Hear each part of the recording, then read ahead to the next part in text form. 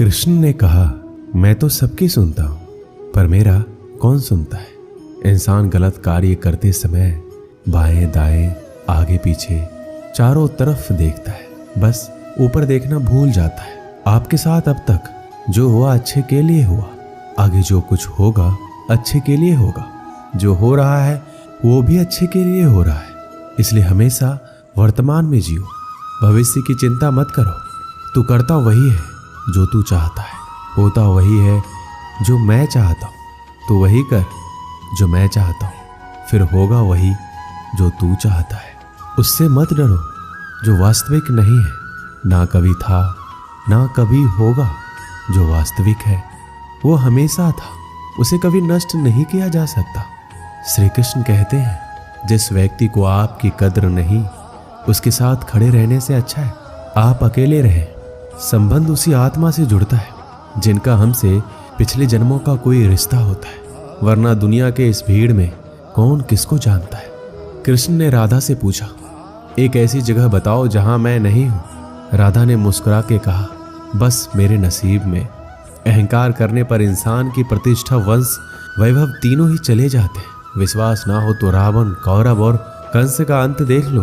प्यार और तकदीर कभी साथ नहीं चलते, क्योंकि जो तकदीर में होते हैं उनसे कभी प्यार नहीं होता, और जिससे हमें प्यार हो जाता है वो तकदीर में नहीं होता। मनुष्य को जीवन में श्रेष्ठ बनने का प्रयास अवश्य करना चाहिए, परंतु जीवन में हमेशा उत्तम ही रहना चाहिए। जैसे प्राणी अपने पुराने कपड़ों को उतार कर फेंक देता है, नए को धारण कर लेता है, उसी प्रकार यह आत्मा पुराने शरीर से त्याग करके नया शरीर प्राप्त करती है। मैं सभी प्राणियों को समान रूप से देखता हूँ, ना कोई मुझे कम प्रिय है ना अधिक, लेकिन जो मेरी प्रेम पूर्वक आराधना करते हैं वो मेरे भीतर रहते हैं और मैं उनके जीवन में आता हूँ।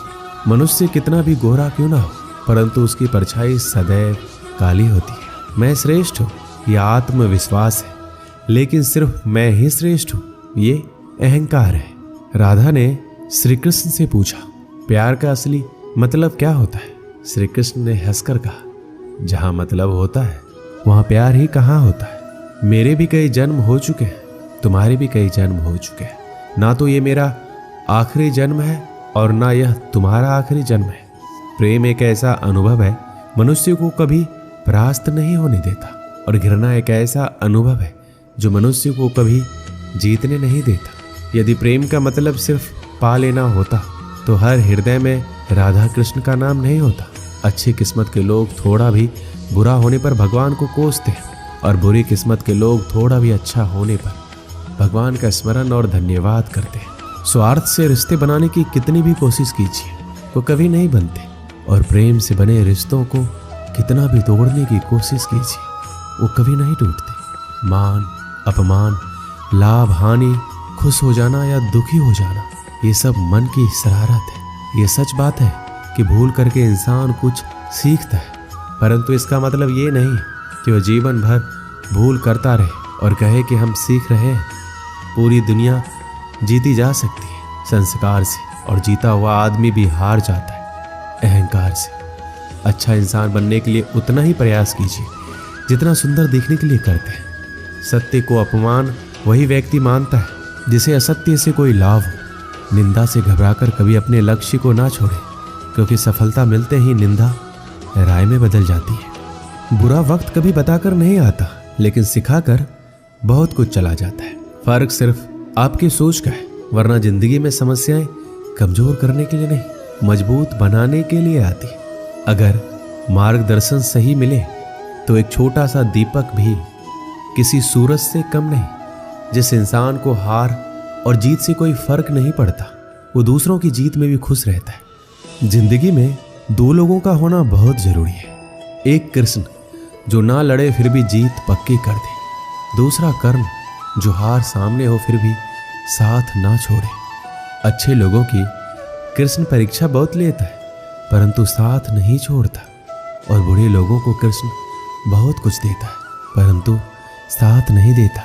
भरोसा अगर खुद पर रखो तो ताकत बन जाती है, और दूसरों पर रखो तो कमजोरी बन जाती है। आप कब सही थे इसे कोई याद नहीं रखता है, परंतु आप कब गलत थे इसे सब लोग याद रखते। जन्म लेने वाले के लिए मृत्यु उतने ही निश्चित है जितना कि मृत होने वाले के लिए जन्म लेना।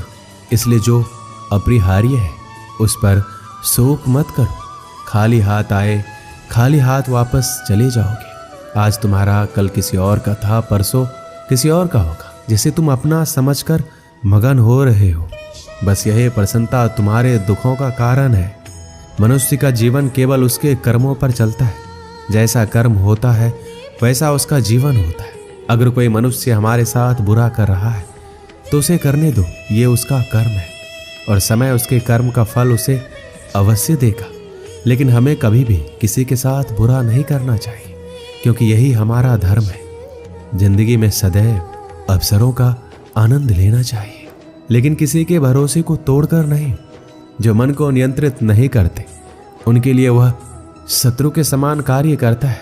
अगर व्यक्ति शिक्षा से पहले संस्कार, व्यापार से पहले व्यवहार और भगवान से पहले माता पिता को पहचान ले तो जिंदगी में कभी कोई कठिनाई नहीं आएगी। बंधन रिश्तों का नहीं, एहसासों का होता है। जहां एहसास खत्म वहां रिश्ता खत्म। मेरे रोने पर मेरे आंसू कृष्ण जी पोंछ देते हैं।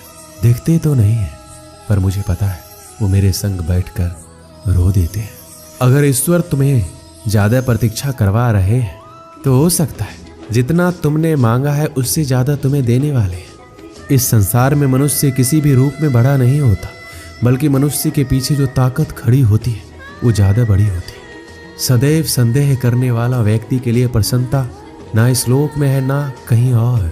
अगर आप जीवन में असफल होते हैं तो आपको दोबारा प्रयास करने में कभी नहीं घबराना चाहिए, क्योंकि जब आप दोबारा प्रयास करते हैं तो आपकी शुरुआत सुनने से नहीं बल्कि आपके अनुभव से होती है। मनुष्य अपने विश्वास से निर्मित होता है। जैसा वो विश्वास करता है वैसा वो बन जाता है। इस पूरे ब्रह्मांड में ऐसी कोई ताकत नहीं जो इंसान की इच्छाओं की पूर्ति कर सके, क्योंकि इंसान की इच्छाएं एक समुद्र के समान होती है जिसे कभी भी भरा नहीं जा सकता। इंसान का मुश्किल वक्त उसके लिए एक दर्पण की तरह होता है जो हमारी क्षमताओं का दर्शन हमें करवाता है। ईश्वर ने जो हमारे भाग्य में लिखा है उसे हमसे कोई नहीं छीन सकता, लेकिन अगर हमें अपने ईश्वर पर सच्चा भरोसा है तो हमें वो भी मिल सकता है जो हमारे भाग्य में लिखा नहीं होता।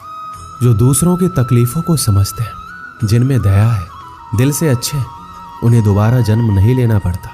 यदि कोई व्यक्ति प्रेम से, भक्ति से पुष्प, फल, जल भी मुझे चढ़ा दे तो उसी भाव से उसे स्वीकार करता और वो मेरा प्रिय भक्त होता है। जीवन में आधे दुख इस कारण जन्म लेते हैं क्योंकि हमारी आशाएं बड़ी होती है। इन आशाओं का त्याग करके देखो, जीवन में सुख ही सुख है।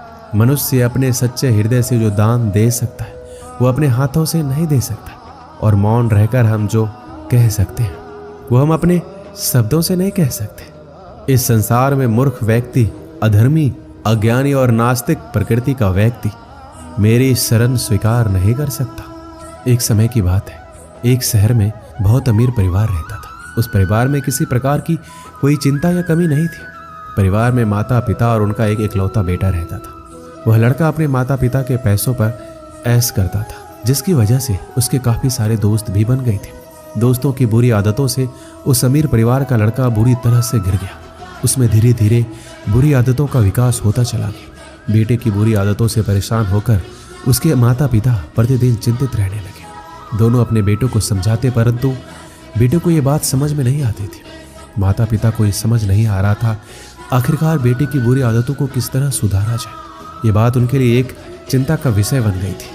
बेटे की बुरी आदतों से परेशान होकर उसके पिता ने उसे एक सबक के जरिए संगति के असर के फायदे और नुकसान के बारे में सिखाना चाहा। एक दिन लड़के के पिता लड़के को अपने साथ बाजार ले गए। पिता ने बाजार से कुछ संतरे खरीदे। उसके पिता ने साफ संतरों में एक सड़ा हुआ संतरा भी खरीद लिया। दोनों घर वापस आ गए। घर आकर पिता ने बेटे को बोला, बेटा तुम इन संतरों को अलमारी में रख दो। पिता की आज्ञा मानकर बेटे ने सारे संतरे अलमारी में रख दिए। कुछ दिन बाद पिता ने बेटे को फिर से बुलाया और बोला, बेटा जो संतरे तुमने अलमारी में रखे थे उनको बाहर निकाल कर ले आओ। लड़का संतरे निकालने चला जाता है, लेकिन जैसे ही अलमारी खोली तो देखा सारे के सारे संतरे सड़ चुके थे। उसने पिता के पास आकर सारे संतरे रख दिए और बोला, पिताजी हमने जो संतरे खरीदे थे वो सारे सड़ चुके हैं।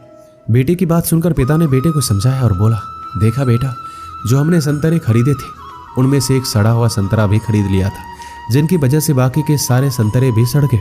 यही बात मैं तुम्हें कहना चाहता हूँ, यदि तुम बुरे दोस्तों की संगति में रहते हो तो तुम्हारी सोच और आदतें भी वैसी ही हो जाएगी, फिर चाहकर भी तुम अच्छे इंसान नहीं बन सकते। पिता की बात सुनकर लड़के को अपनी गलती का एहसास हुआ। उसे समझ में आ गया कि बुरी संगत से अच्छा इंसान भी बुरा बन जाता है और अच्छी संगत से बुरा इंसान भी अच्छा बन सकता है। लड़के ने अपने माता पिता से माफी मांगी और गलत संगत छोड़ने का वचन दिया। यदि आप किसी श्रेष्ठ व्यक्ति की संगत में आते हो तो उसके शुभ विचार, उसके गुण, उसका स्वभाव आप में आ जाता है और आप श्रेष्ठ बन जाते हो। यदि आप किसी बुरे व्यक्ति की संगत में आते हो तो आपके शुभ विचार, आपके अच्छे गुण आपसे छीन लेगा और आपको ज्ञात भी नहीं होगा। ये संगति बहुत महत्वपूर्ण है और ये संगति ही आपका नियति निर्धारित करती है। दोस्तों, इस वीडियो में बस इतना ही। मिलते हैं अगली वीडियो में। अपना ख्याल रखिएगा। जय श्री कृष्ण।